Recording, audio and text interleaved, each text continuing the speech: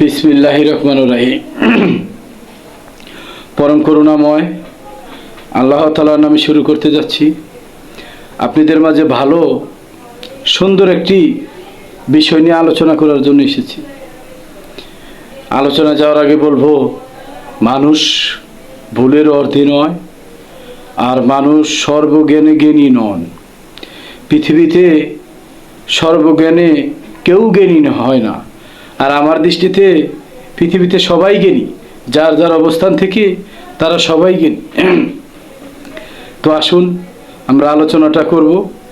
কি বিষয়ে আলোচনা করব সেই টপিকটা আগে আপনাদের মাঝে তুলে দেব। আদম আর হাওয়া তারা প্রথম মানুষ কিনা, আদি মানুষ কিনা, সে সম্বন্ধে আমরা কিছু আলোচনা করব। বিষয়টা হলো, আদম হাওয়া কখনোই প্রথম মানুষ না। এটা আমার ক্ষুদ্র জ্ঞানে আমার মতবাদে বলছি। যদি এখানে যুক্তি, আমরা যুক্তি দেব, প্রয়োগ দেব, সব কিছু মিলেই আলোচনাটা আমরা এগিয়ে যাব। যদি আদম হাওয়া প্রথম মানুষ হতো, তাহলে মহাবিশ্বের যতগুলো দেশ আছে, এই বিশ্বের ভিতরে প্রত্যেকটি দেশের ভাষা একই হতো। প্রত্যেকটি সৃষ্টির ভাষা, মানুষের ভাষা একই হতো। এখানে দেখা যায় আমাদের পৃথিবীতে প্রায়ই, আগে শুনেছিলাম 5,000-এর উপরে, এখন শুনি 7,000-এর উপরে, যাই হোক অগণিত ভাষা আছে। তাহলে এত ভাষার ভিন্নতা কেন? এতে আমরা প্রমাণ পাই। দেখেন, যদি যুক্তিতে আসি, আমি এবং আমার স্ত্রী যদি বাংলাদেশে জন্মগ্রহণ করি, আমি আদম, আমার স্ত্রী হাওয়া, এখান থেকে যদি আমরা জন্ম দেই, জোড়া জোড়া জন্ম দেই, তারা পৃথিবীর যে প্রান্তে গিয়ে পড়ুক, আমার মাতৃভাষা আমার ছেলে মেয়ে তারা বলবি। এখানে ভাষা চেঞ্জ হওয়ার কোনো ব্যাপার নেই। যেহেতু অন্য গ্রহ, অন্য কোনো স্থানে, অন্য কোনো দেশে মানুষ নেই, মানুষ শুধু একমাত্র বাংলাদেশেই পড়েছে, তাহলে বাংলা ভাষা হবে সারা বিশ্বের ভিতরে। এতে প্রমাণ হয় যে আদম হাওয়া প্রথম মানুষ নয়।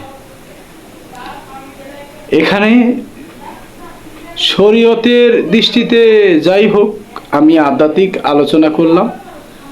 আমি আশা করি যে প্রত্যেকটি মানুষ তার সৃষ্টি রহস্য, মৃত্যু রহস্য, জন্মান্তর চক্র, পাপ পুণ্যের বিষয়, এ সম্বন্ধে একজন কামেল মুর্শিদকে ধরে জানা দরকার।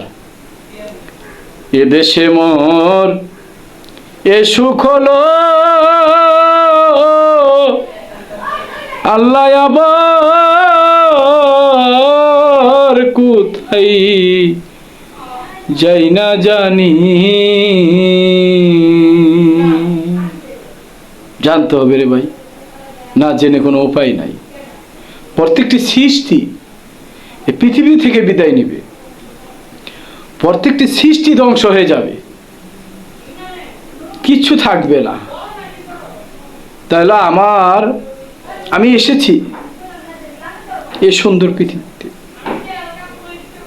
কিন্তু আমি জেনে গেলাম না আমার সৃষ্টি রহস্য, আমার স্রষ্টা রহস্য, কে আমি, কোথা থেকে আসলাম, আমার পাপ পুণ্যের হিসাব নিকাশ কিভাবে হয়, শরীয়তে যা বলে তাই কি সত্য, না সত্য আরো কিছু আছে, সেই সম্বন্ধে আমরা গুরুবাদী লোক আছে, আরো অনেক জ্ঞানী গুণী মাওলানা আছে, আলেমদেরকে জিজ্ঞাসা করা উচিত, জানা উচিত। আধ্যাত্মিকের উপরেই আরো আধ্যাত্মিক আছে, ভালো করে জানতে হবে। জয় গুরু, সবাই ভালো থাকবেন, সকল সৃষ্টির জয় হোক, মঙ্গল হোক, সে আশা ব্যক্ত করছি। আপনারা ভালো থাকবেন।